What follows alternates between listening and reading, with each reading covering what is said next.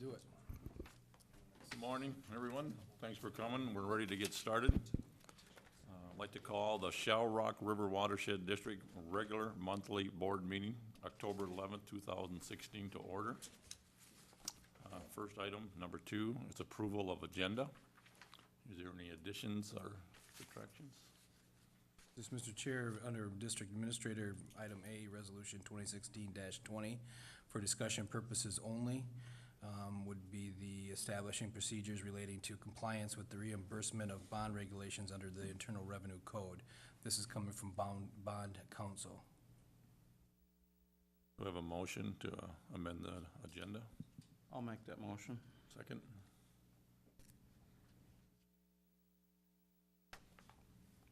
Second. Any discussion?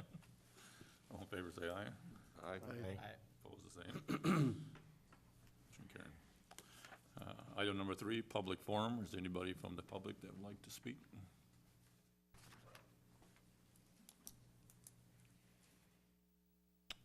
Hearing none, we'll move on to item number 4, approval of minutes. Do I have a motion to accept the minutes of the August 26, 2016 advisory committee meeting? So moved. Second? Second. Any discussion? All in favor say aye.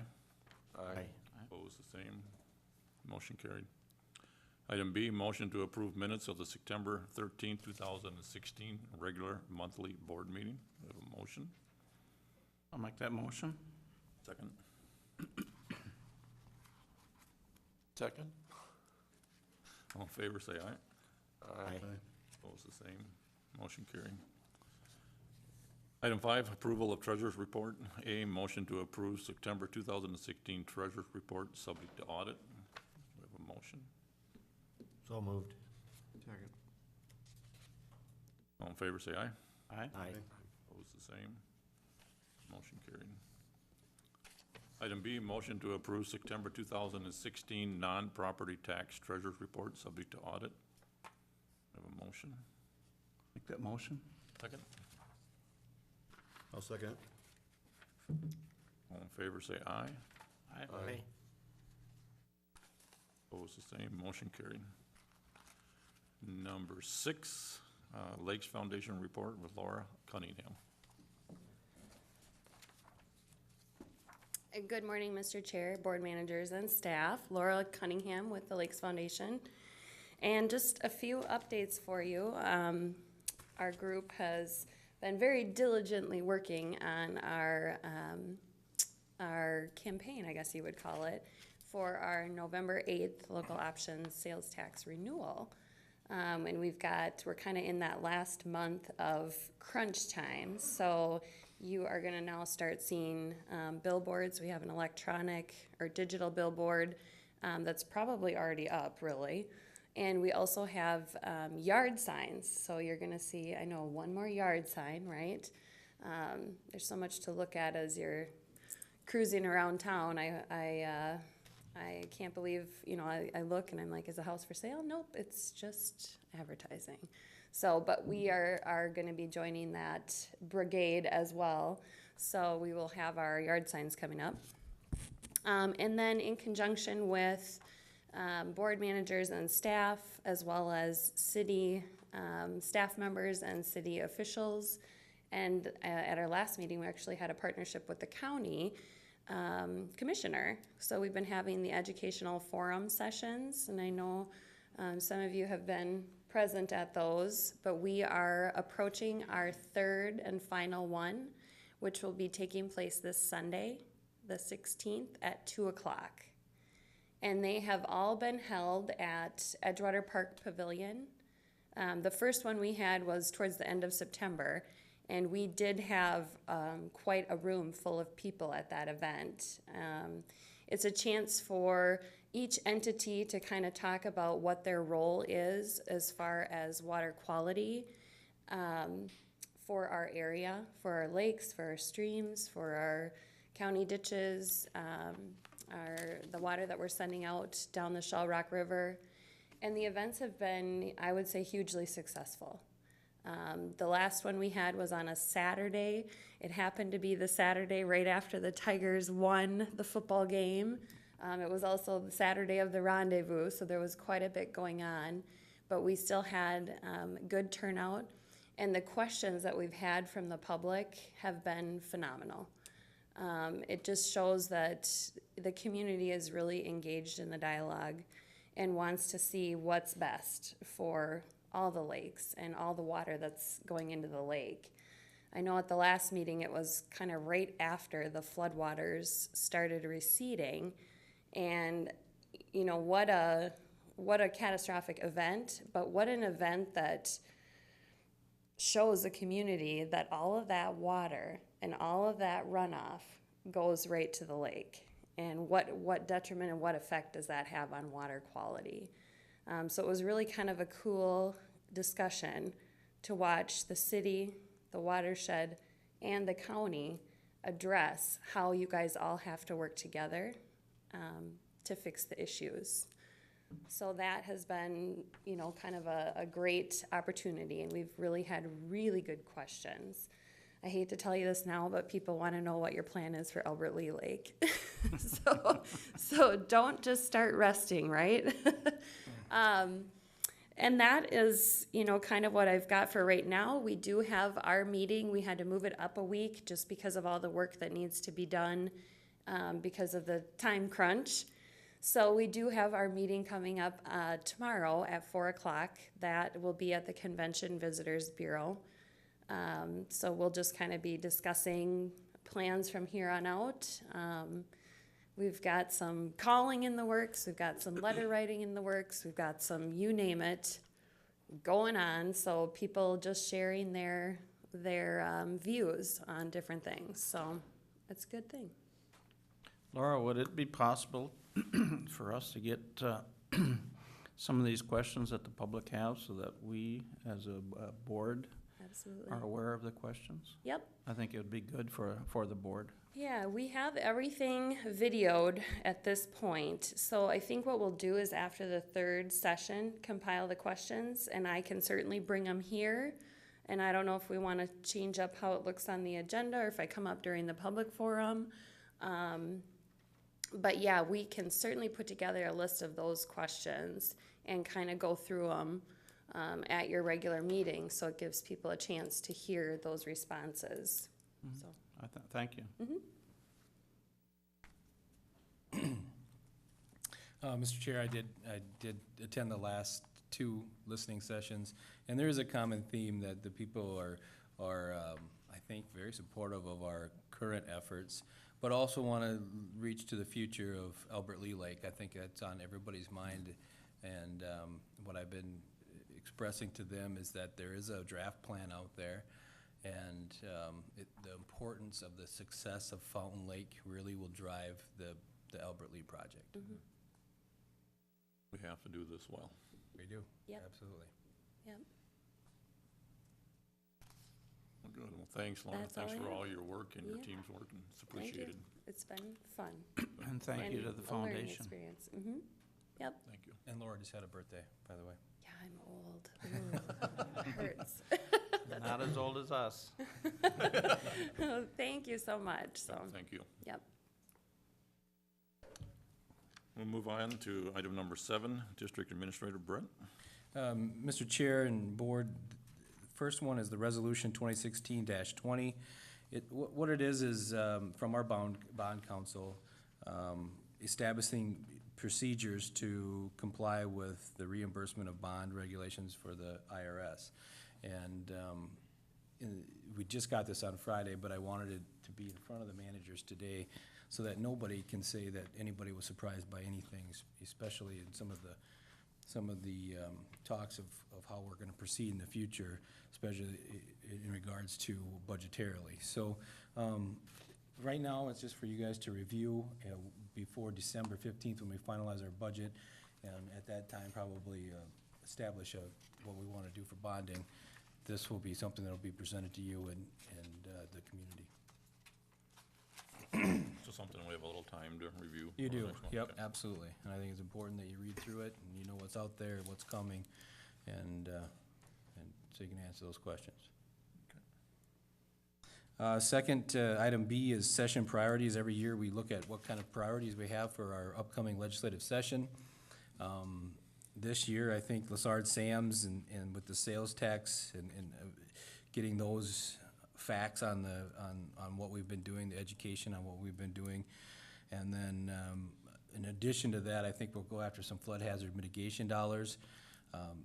Session priorities is important because not only do we do this, but the city, the county, the local organizations, and obviously the Lakes Foundation, all are gonna be having asks for our legislators. We don't know who those legislators are gonna be at this point, but we know that we can't overburden them with a lot of legislative tasks because we all get lost in it then. How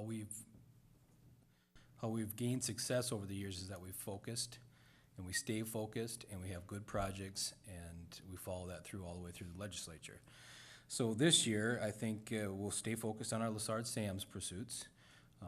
Andy and Courtney and staff have done a great job of creating the path. There's a lot of pre-work that goes on pre-session, and then also Judy at the state level. Obviously, we're gonna have a sales tax push, and it's not, I know that you think that maybe it's only that one day where we go up and promote the sales tax, but it's not. There's multiple days throughout the entire session that we're on call to be at any committee hearing at any time to make this happen. Flood hazard mitigation dollars, I think they're gonna be hot this year. I do not know that yet, but I do believe at least for our area, they're gonna be something that we can capitalize on. So with my staff and our legislative pursuits and our legislators, I think we should diligently go after some of those dollars. So that's what we're looking at for session priorities. As you guys have seen, item C is outreach. Outreach and education is something that over the last couple years we've taken a lot of criticism on, actually. So you've seen that, or at least you hopefully have seen, and the community has seen, that we've ramped up our education and outreach.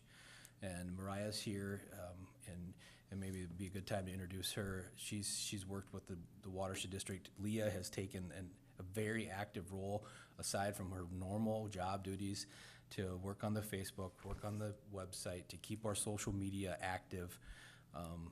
And in fact, it's almost annoying how much she wants for stuff, and she's constantly posting things and tweeting things.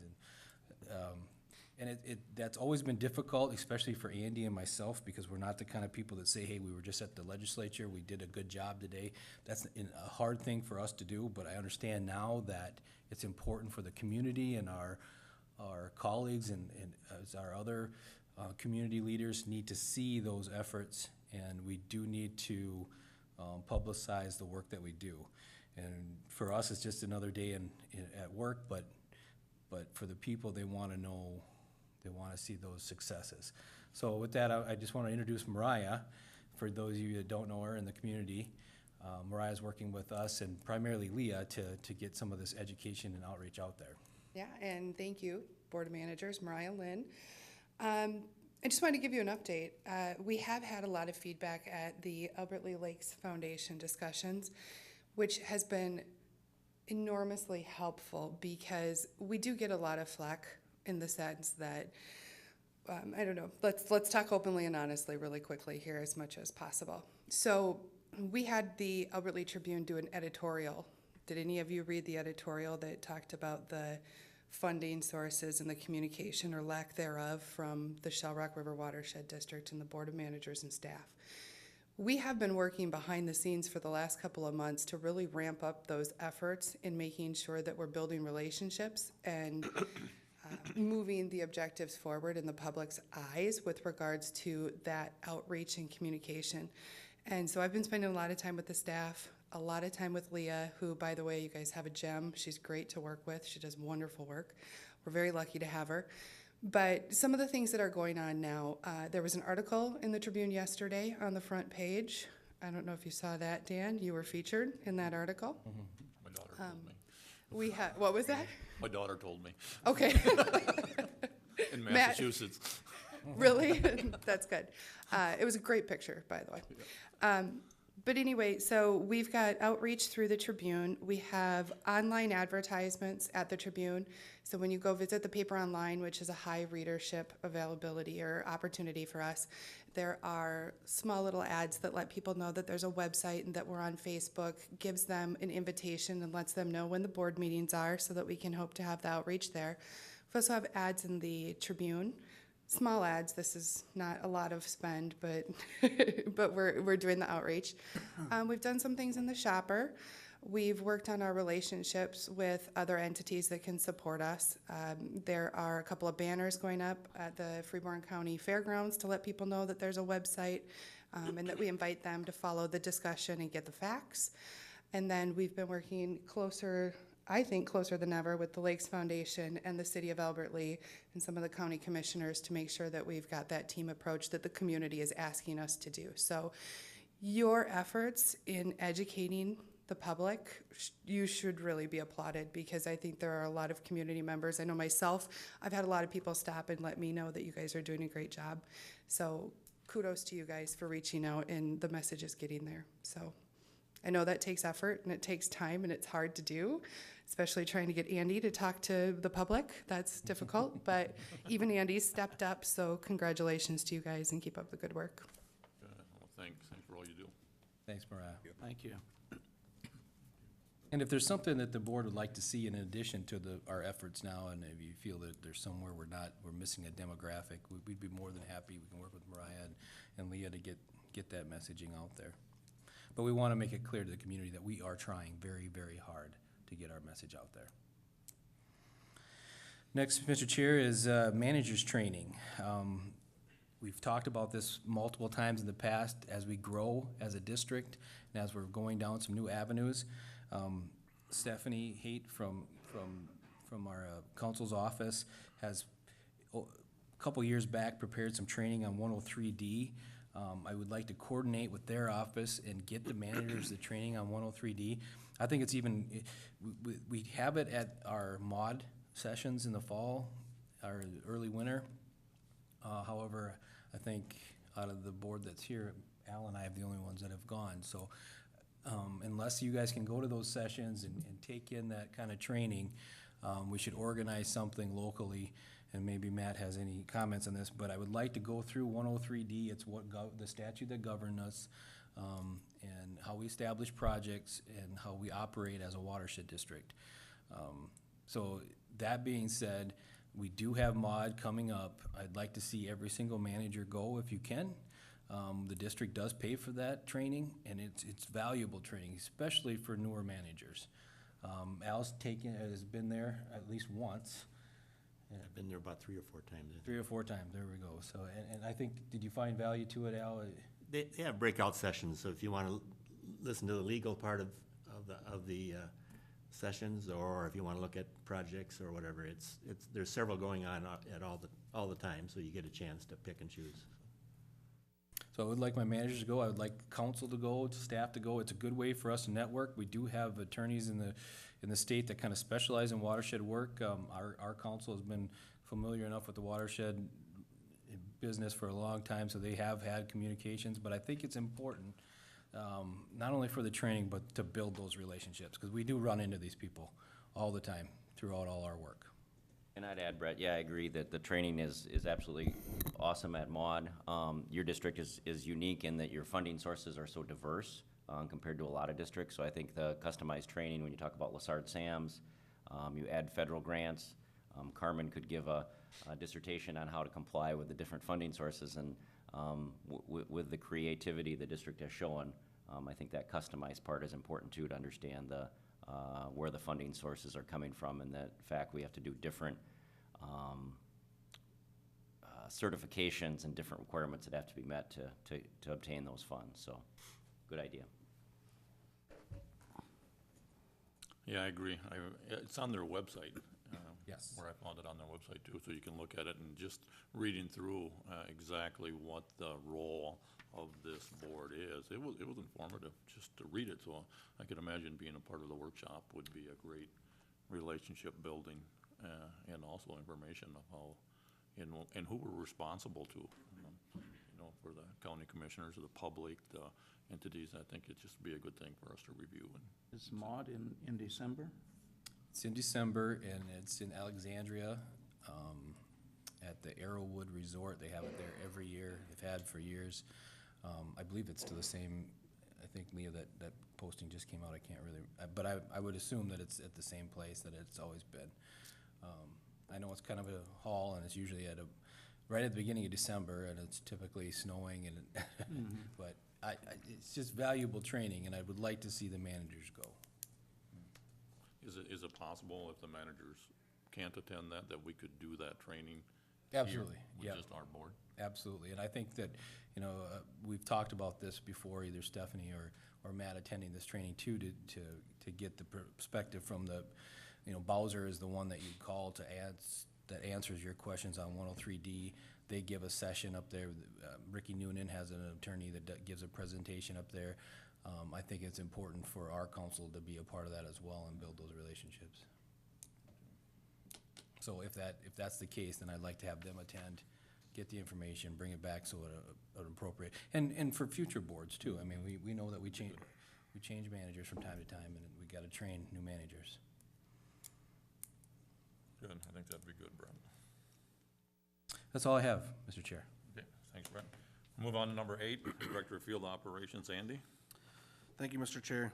Item A is a motion to approve a change order for extension for the completion date for the Stables Flood Mitigation Pond. This is a request that's coming from Sorensen Brothers. This is regarding the Stables area flood mitigation pond that we contracted with them to build. You can see they have a letter in here from Mr. Sorensen to Brian Johnson, our engineer, with Jones Haugen Smith, asking for an extension and why they need the extension. One is just the delay that we did not expect with CenturyLink on moving a phone line. And then, of course, 2, with these heavy rains that we received and the site being a little too wet to work, they're asking for an extension. So just to make clear, this extension does not include or increase any cost of the project. It just extends the substantial completion date from October 1st to November 15th, with final payment being by December 15th, which works for us as far as getting full reimbursement from the flood mitigation grant through the DNR, which is due at the end of the year. So it still gives us the time period that we need. As far as substantial completion of November 15th, I believe that Sorensen's is pretty much almost there anyways. But again, it's just a contract fix. So I'm looking for a motion to approve the change order for the Stables Flood Mitigation Project. Do we have a motion? I would make that motion to approve. Second. I'll second it. Any discussion? All in favor, say aye. Aye. Opposed, the same. Motion carried. Thank you. Agenda items B and C, under myself, are pretty much related to one project, and this would be the asphalting of the Country Club Road Crescent Drive. This came up in topic with Scott Spates from St. John's, who is here and can address the board if they wish. Also with the City of Albert Lea, Steve Yonke, we met roughly 2 weeks ago. City was urging us to get Crescent Drive asphalted prior to the original agreement with the contract that we have with the city, which I believe is 2018. The reason for this is there is some erosion issues with the heavy rains that we received and with the Class 5 that we have for a base material. However, this group met to try to come to a recommendation to all 3 parties on how to get this done yet this year. It looks like we're running into a few snags with that, so we will not be taking actions on item B, which was a motion to approve agreement with the city of Albert Lee regarding access areas, staging areas, and entry points for the Fountain Lake Restoration Project. Again, these are points of interest the district has for accessing Fountain Lake with the dredge or with staging areas for the pipe. I know the city is in process and working on this, but I don't think it will be completed to take any action for surely today, and I'm not sure when that will be done. I do have Steve Yonke and city's attorney working on this agreement. Motion C, a motion to approve the agreement with the city of Albert Lee for the asphalting of Country Club Road, which is actually Crescent Drive. Again, I don't believe we'll be taking action on this today. The thought is to have St. John's work with this process to bid this out, and then to have the asphalting completed this year, 2016, and for the city to assess us the cost of that through assessments on the property. However, I don't believe we're there yet for this to move forward. However, I do see in the next couple months the district petitioning the city of Albert Lee to asphalt Crescent Drive and put it on their project list for 2017. Therefore, it can get asphalted in 2017, and the district then will be assessed payment for that. And Scott, if I've missed anything, or if you'd like to come up and talk to the board, you're more than welcome. Well, I don't really have anything to add. I think the sooner we get that asphalted, the better, just because of the erosion, and there's new curb and gutter down, and there has already been curb and gutter that had to be removed from the, Scott, you should probably go up to the microphone. Yep. There was curb and gutter that was installed when, who is that investor that, I can't remember that gentleman's name. Favre, yeah. So he did install some curb and gutter that had to be removed because of the erosion underneath that.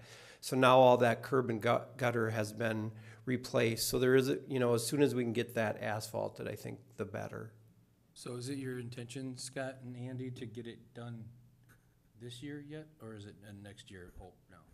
I think where we're at is we'll have to petition the city to go out to bid with that asphalting. So hopefully it would be done either the spring or summer of 2017. So the underlayment of Class 5 will not happen then? As far as I'm concerned, and as far as our contracts that we have right now with the city, what is out there is fine, as long as we maintain it so it doesn't erode and wash out the curb and gutter. I think the board, we had a short meeting on it the other day. I think the board as a whole will be in favor of asphalting that road as soon as possible. So let's hope we can work with the city and make it happen. Right. And you guys have been very good to work with. Most of my contacts has been with Andy, but I really appreciate the cooperation that the watershed has had with getting that road done, completed. So, okay. Thanks, Scott. Thanks, Scott. Thanks, Scott. All right, moving down to item D, Lassard Sam's Outdoor Heritage Council update. Again, as you know, we've gone to Lassard Sam's for the last, since 2008, when we received our first funding from them. And I believe we've received funding 7 out of the 8 years that we've requested funding from them. As you know now, we do our funding requests as far as phases, starting back in the year 2015-16 funding cycle. That was what we called Phase 4, where we received $2.4 million from Lassard Sam's Council. 2016-2017, Phase 5, which was last year's funding cycle, we received $1.14 million from Lassard Sam's. And then we just finished up all of the hearings and the testimony that staff has to give, and I gotta give a huge hats off to Courtney. She went up for us and testified on behalf of the district's grant application. And they just awarded here 2 weeks ago the Award for the Shell Rock River Watershed District's Phase 6 at $1.7 million. So this, again, is not final until the legislatures approve this come next year. But they've never changed recommendation from the Lassard Sam's Council. So for fiscal year 2017-18, the district will receive 1.77 million for projects within the Lassard Sam's Outdoor Heritage Restoration Program. So hats off to staff for all the hard work. Again, this is not possible to receive. You know, if you look back to the last 5 years, or just last 3 years, we received over $5 million from Lassard Sam's Outdoor Heritage Council. But again, to stress to the public and to be very transparent, that's not possible without the sales tax. We use the sales tax to leverage those funding dollars. And what I can tell you is to leverage roughly that $5 million, and you know, each fiscal year is a 3-year project, so we got a 9-year project window here. We've only put out roughly $500,000 of sales tax money through 9 years. So it's a huge opportunity for us to leverage big dollars with a little bit of sales tax. So just want everybody to know that that's not possible without that sales tax funding. Moving down to item E, just to give an update on the confined disposal facility or the CDF bid discussions. As the board is well aware of, and hopefully the public who's informed, the district did give out a negative declaration for our environmental assessment worksheet at last Thursday's meeting. This means that the district is ready to move forward with our permitting applications with the state of Minnesota, especially the Department of Natural Resources, Freeborn County, which we need a land or a zoning permit from, and Bowser and Freeborn County for the wetland permits. With that being said, we did submit Friday the dam safety permit to the DNR. And hopefully this will be approved, and then we can move forward with discussions on the bids that we received for the CDF, and hopefully approve a contract to one of the 3 low bidders to move forward with that contract. Any discussions on the CDF?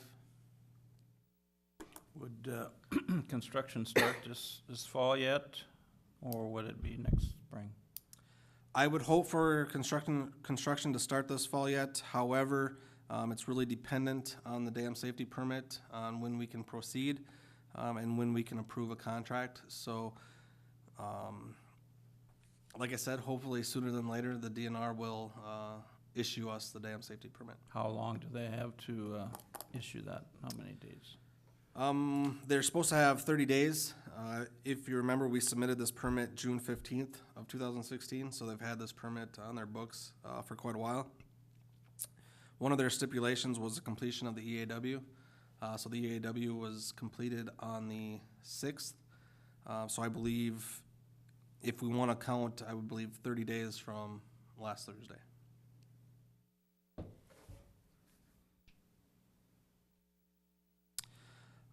Moving on, item F, just an environmental assessment worksheet update. Again, the board pretty much knows where we're at with this. I will be discussing the permits or the zoning permits with the county today. After this meeting, I'm going to go talk to Wayne Sorensen to have the county issue our zoning permit for the CDF site, and I will also be talking with the county on the wetland permits needed for the CDF site. So that's just the last update. However, we did put a public notice in the paper that updates the notice giving the negative declaration from the board. You can find all letters, all the documentations on our website. Thanks to Leah, who's been madly putting on all that information. Just the appendices, I believe, is around 500 and some pages long. So you can see how much work and how much effort has to go into these EAWs. So that's all I have. Hey, thanks, Andy. Yeah, just seeing the update here, the amount of work that you guys do, yeah, it's appreciated on the staff, so thank you. A lot of work. Thank you. Number 9, Jared Strichter. Morning. Morning. In your packet, you had a agreement for services, professional service agreement with Carp Solutions for my carp tagging project. Hope you all had time to read it, review it. I'll take any questions you might have about that contract. Otherwise, quick update, we have received all the tags from ATS, the company that makes the tags. So as soon as we get this agreement signed, Carp Solutions will be down here and surgically implanting those tags probably this week. Sure you're looking for a motion? I'm looking for a motion to approve this document. Jared, can you just give them an update on the funding source for this too, just so they know? Okay, sure, yep. Yeah, the funding source was through the Freeborn County, through the DNR's aquatic invasive species money that each county received in the state of Minnesota. I went and applied to the county and got the funding for this project.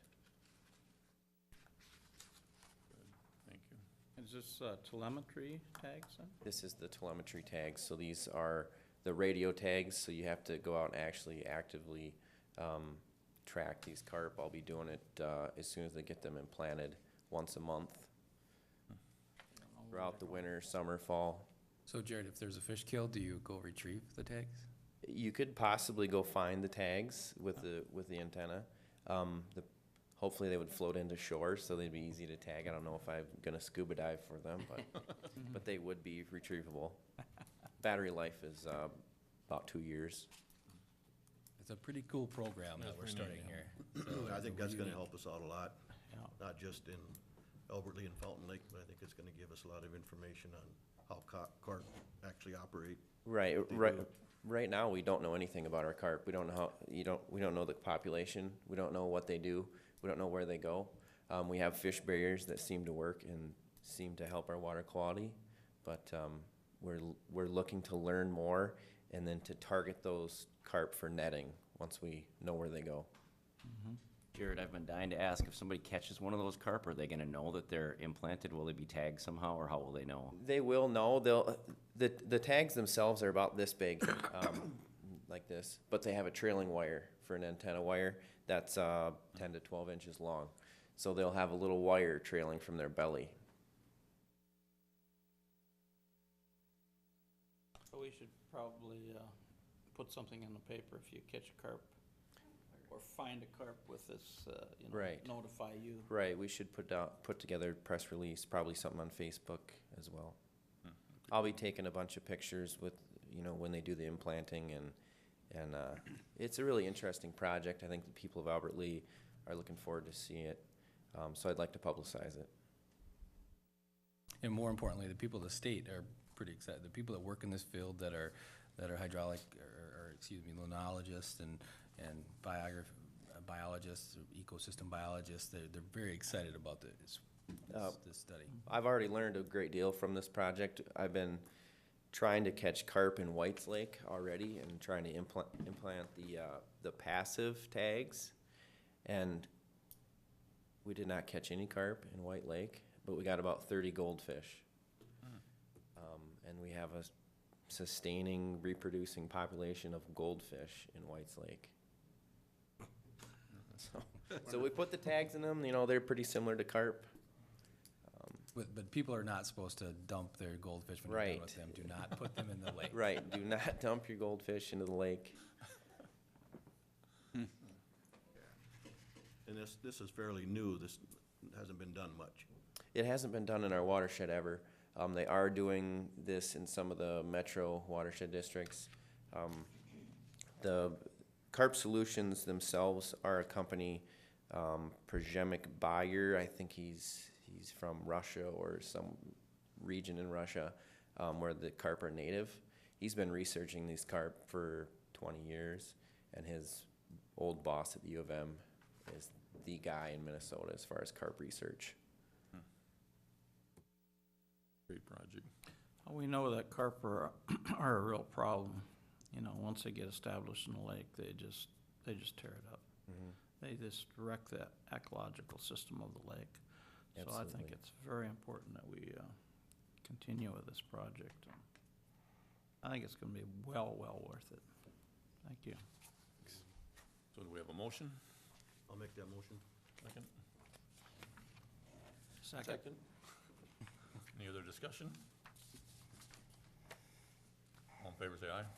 Aye. Opposed, the same. Motion carried. Thank you. Thank you. Move on to item 10, authorization payment of bills. Do I have a motion for the claims? So moved. Second? Second that. Discussion? All in favor, say aye. Aye. Opposed, the same. Motion carried. Item B, motion for non-property tax disbursements. Make that motion. Second? Second. Any discussion? All in favor, say aye. Aye. Opposed, the same. Motion carried. Item C, Q3 quarterly transfers. Do I have a motion? I'll make that motion. Second? Second. Any discussion? All in favor, say aye. Aye. Aye. Opposed, the same. Motion carried. Item 11, is there any managers' items? I guess I'm glad to hear that people are concerned that we continue with Albert Lee Lake, because I live on Albert Lee Lake. So I'm not the only one, and that's my comment. That's why we've been avoiding it, Bruce. We've been way to the end. You just gotta do well so we can get there. Yep, that's Take right. one thing at a time. Yeah. Have a motion to adjourn? I'll make that motion. Second? Second. Meeting adjourned. Thanks, everybody. Good meeting, guys, good meeting.